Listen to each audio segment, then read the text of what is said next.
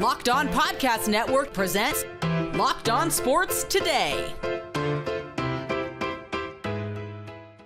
The Giants demoted Daniel Jones all the way to third string. So what's next for the G-men? Also, the Chargers have a real shot in the AFC, and Josh Allen should be the NFL MVP. Today's episode is brought to you by FanDuel. Place your first $5 bet and you'll get started with $150 in bonus bets guaranteed. Visit FanDuel.com to get started. I'm Peter Bukowski, starting your day with the can't-miss stories and biggest debates in sports. You're Locked On Sports Today. Searching all major sports. Found. Let's start with the biggest story. The New York Giants had their bye week over the weekend, and that didn't save Daniel Jones. He had the proverbial getting fired on his day off. He is now moving it to the bench as the New York Giants are bringing back the sensation that is Tommy DeVito, Tommy Cutlets. Patricia Traina from Locked On Giants joins me now. And Patricia, we heard through reporting over the last couple of weeks that this was something that the Giants were considering. It is a move potentially to save money or at least insulate them against having to guarantee Daniel Jones' future salary. Is it any more complicated than that right now? Well, the Giants will tell you that it's not about the money, but I mean, everything's driven by the money. Let's be real here. Yeah. I mean, Jones had the $23 million injury guarantee, and he's not exactly, protective of himself when he's out there playing. So I think that certainly weighed into it. But more importantly, you got to look into the future on this. Drew Lock, they signed for $5 million guaranteed. He has another $3 million in incentives that if he played, he probably would have hit some of those incentives. The Giants don't have a whole lot of cap space. So they're going with DeVito, who they know and who gave them a little bit of a spark last year, including a win over the Packers. Sorry, I had to get that in there. Yep, I appreciate it. So I think what the Giants are trying to do now is figure out, okay, can DeVito be our number 2 next year because he's going to be an exclusive right free agent? And maybe if they can get him to that point and he can be that number 2, he can serve as a bridge until they figure out the long-term plan. Okay, who is going to be making the long-term plans in New York? Is this something that you do in conjunction with ownership, with the understanding that, okay, now Joe Schoen and Brian Daboll are going to have more time to figure this all out? Or are you bracing for an overhaul in the administration of the New York Giants? Well, I think Joe Schoen is safe. I mean, we heard from him last week during the bye, and he was asked that question, and he pretty much said he was told by ownership that he's safe. Now, I do think Brian Daboll is safe as well. I do not think he is on as solid a ground as Joe Schoen is, which is probably another reason why they made this move. Because look, the Giants, John Mara just wants them to win games. He that's all he really wants. And they just, unfortunately, I don't think they were going to win very many more games with Daniel Jones at quarterback. DeVito does potentially give them a chance to win games because, as I said, he was able to win some games for them last year. That said, there was the other issue of, okay, do you stick with Daniel Jones and just get the high draft pick, which, we all know how that worked out last year for them, or do you just focus on the present? And they've chosen to focus on the present with an eye towards the future, which again is to determine if Tommy Cutlets can be the bridge guy moving forward, or if they have to go in a totally different direction. I love that nickname. One of my favorite nicknames, maybe ever. It does look like they did hit on some offseason moves. For all the wailing and gnashing of teeth over Saquon Barkley, Tyrone Tracy looks like a really good running back. Malik Neighbors looks like a potential superstar if he had a quarterback that could get him the ball. So is this going to be a desirable job next offseason for a quarterback looking to try and win games? Do you think that they could attract someone, whether via trade or free agency, to come in here? Or is this a young quarterback development kind of situation, do you think? I think that's to be determined. To answer the first part of your question, it can be a potentially attractive deal. Brian Daboll, despite what happened with Daniel Jones, he does have that reputation still as being a quarterback whisperer, so he can, make something out of quarterbacks. That being said, are they going to go the veteran route? Because let's face it, this year the quarterback draft class isn't as rich as it was last year. in 2024. So, if you're not in a position to get one of these top 3 quarterbacks that everybody's talking about, excuse me, do you go to veteran route? Does it make sense to go to veteran route? And I think that's the way the Giants will potentially go, especially if they're not in that top 3, top 4 draft range for next year. It seems like the Giants were in a really difficult position coming into this season because in order to get into that top 3, to have gotten one of these top quarterbacks, Caleb Williams, Jaden Daniels, Drake May, who all look various levels of really good so far this season, even Bo Nix, we don't know what JJ McCarthy is. The Giants probably would have had to give up significant capital to get up there. And it looks like Malik Neighbors is really good. And they were paying Daniel Jones all that money. So they were really handcuffed by what they could have done this offseason trying to get that next young quarterback. Yeah, absolutely. I think a lot of people don't really see that. They say, well, they did this to themselves by giving Jones that contract. They really had no choice. I keep telling people this. And, Saquon Barkley, they wanted to sign Saquon Barkley to a long-term deal and use the franchise tag on Daniel Jones. They weren't able to do so. Saquon kept turning down offers. So, meanwhile, Jones goes out in 2022. He wins all those games. They go to the playoffs. They fall to the bottom third of the draft order. There was just no way they were going to get, one of those premium quarterbacks that was in that particular year's class. So they had to re-sign Jones to a contract. And I keep pointing to the fact that if you look at the way that contract was structured, not only did you have the escape hatch, which they can use now after this season, but the money that they paid out was basically just a little bit more than the equivalent of 2 franchise tags for the quarterback position. So really, if you look at it from that perspective, Shane did what he had to do. I know it's not very popular amongst Giant fans, but Sunday is a brand new, actually we'll start Wednesday when the Giants return to practice on Wednesday. It's a brand new quote unquote era for the time being, and we'll see if it doesn't yield better results. You can stay up to date all year on the New York Giants by subscribing to Locked On Sports Today and Locked On Giants on your favorite podcast app and on YouTube. Thanks for making Locked On Sports Today your first listen. Coming up, the Chargers may have something really fun cooking. Before we get to that, the Rockets took a heat check in Milwaukee. Game Time has a new feature called Game Time Picks that makes getting tickets for your favorite live events even easier. Game Time Picks filters out the fluff to show you only incredible deals on great seats, so you don't have to waste time searching through thousands of tickets. Curation makes it easier to save on sports, concerts, comedy, theater, and more near you. You can take the guesswork out of buying tickets with Game Time. Download the Game Time app, create an account, and use code LOCKEDON for $20 off your first ticket purchase. Terms apply. Again, create an account and redeem code LOCKEDON for $20 off. Download Game Time today. What time is it? Game Time.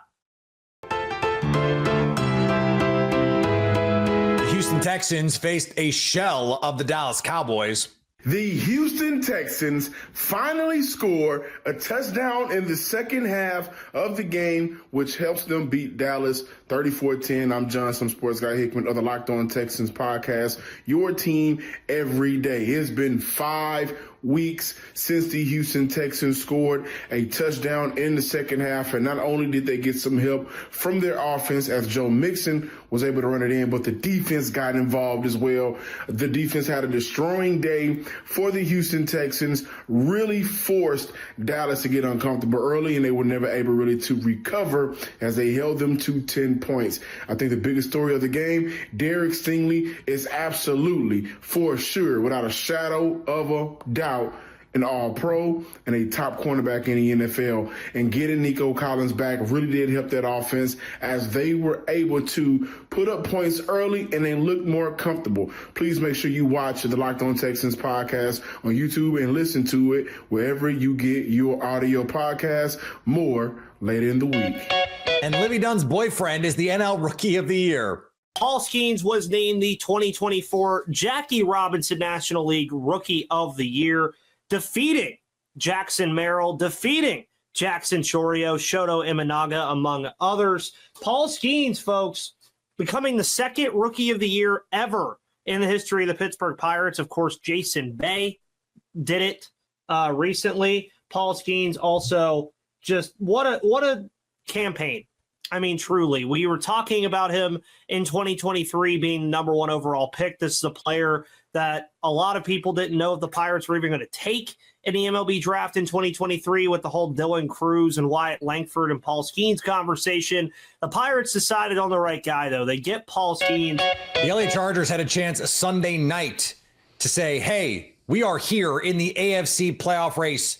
And at halftime, it looked great. And then it looked like they might do the thing that the Chargers do, to the point that maybe they've coined the Chargersing term. But Justin Herbert leads them down the game-winning drive. They beat the Bengals 34-27 in a thriller, and they are now really in the driver's seat to get an AFC wildcard spot. David Drogemeyer from Locked On Chargers joins me now. And David, not just the win, you got a big smile on your face, which I love, but it sounded like they had a home crowd on Sunday night. Everything about this team feels different right now compared to where they were a year ago.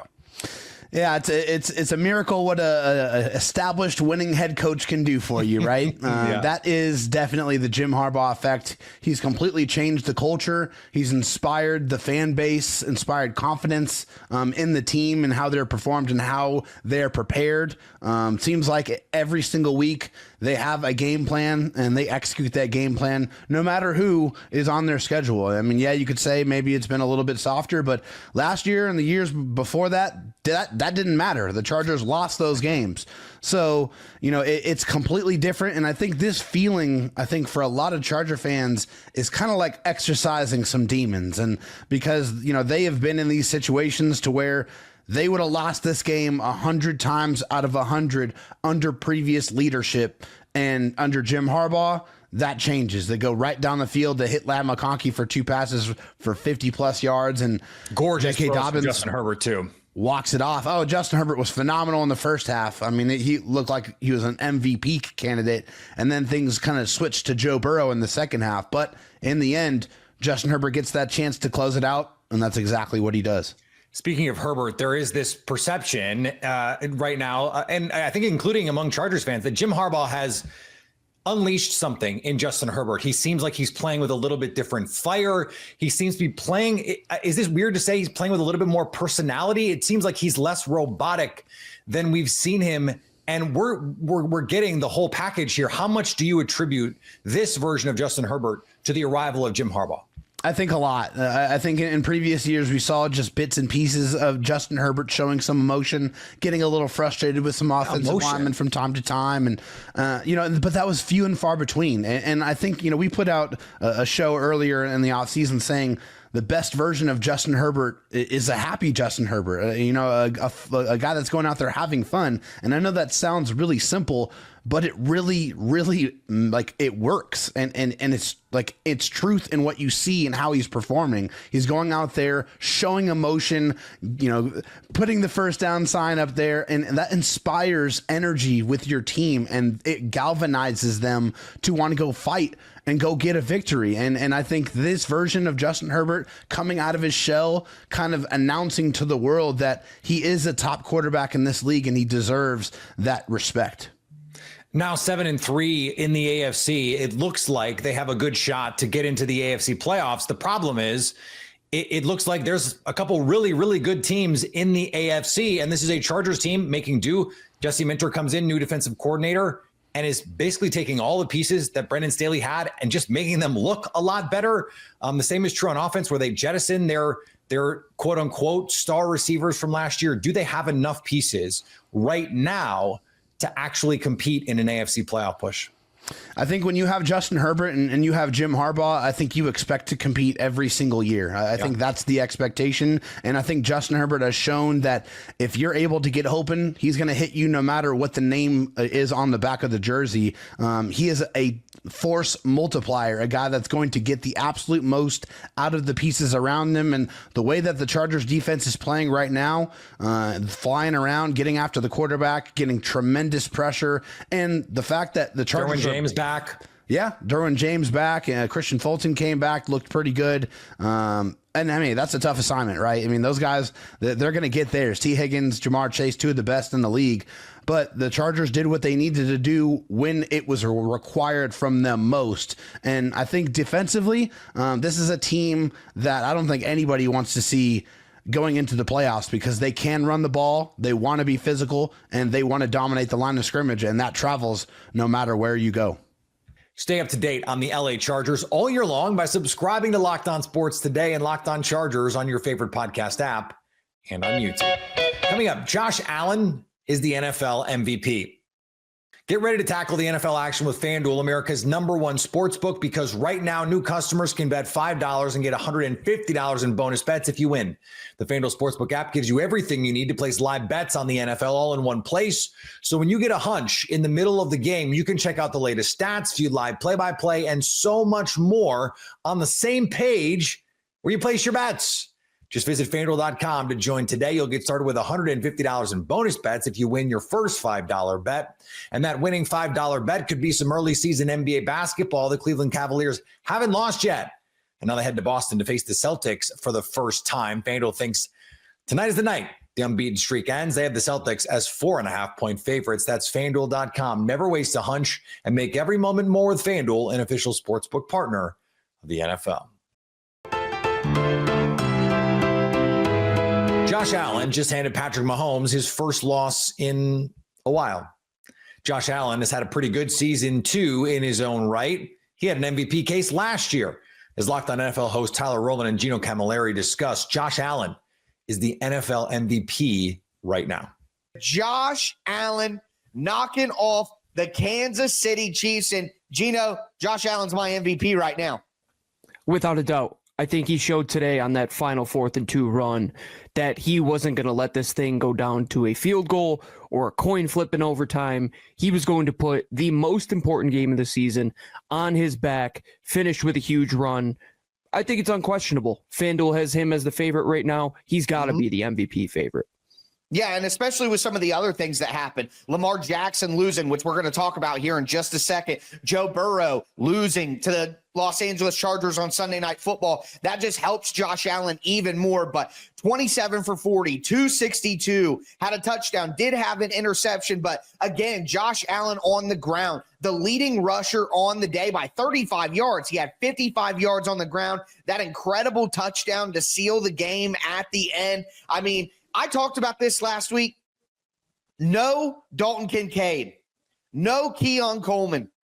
Amari Cooper and a soft cast on one of his hands. He did have 2 catches for 55 yards, but I mean, he's just doing it without an elite weaponry around him. And to finally knock off this Kansas City Chiefs team and kind of end some of that voodoo magic. Yeah, you pointed it out with the FanDuel odds. I mean, I can't say much more. I think they're right now.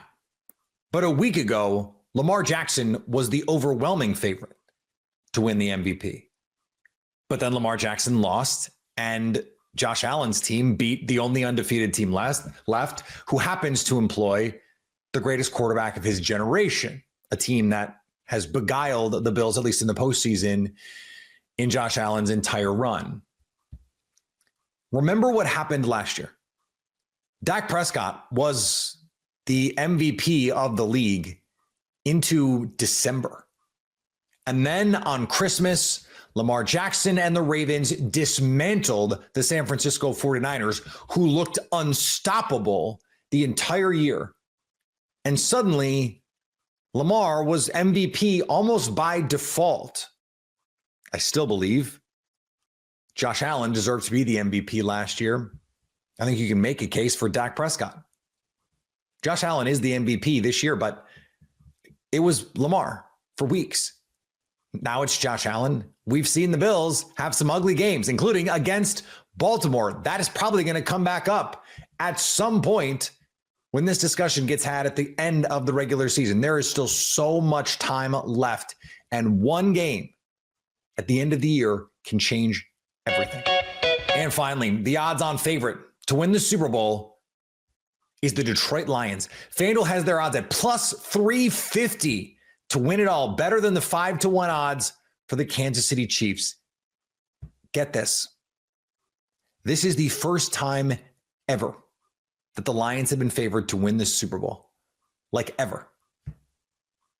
What a time to be alive. If you're catching this episode after hearing your favorite Locked On show, make sure to subscribe to Locked On Sports Today on YouTube or wherever you get your podcasts so you never miss an episode. Also, if you're a new subscriber to Locked On Sports Today, we're here for you with the biggest stories in sports every day. Coming up on the next Locked On Sports Today, will the Celtics hand the Cavaliers their first loss? So at least until tomorrow, stay locked on sports today. Locked On Podcast Network presents Locked On Sports Today. Go to our video on demand. Click on sports at the top of your screen. There, you'll find past episodes of Locked On Sports Today, plus other Locked On shows on demand.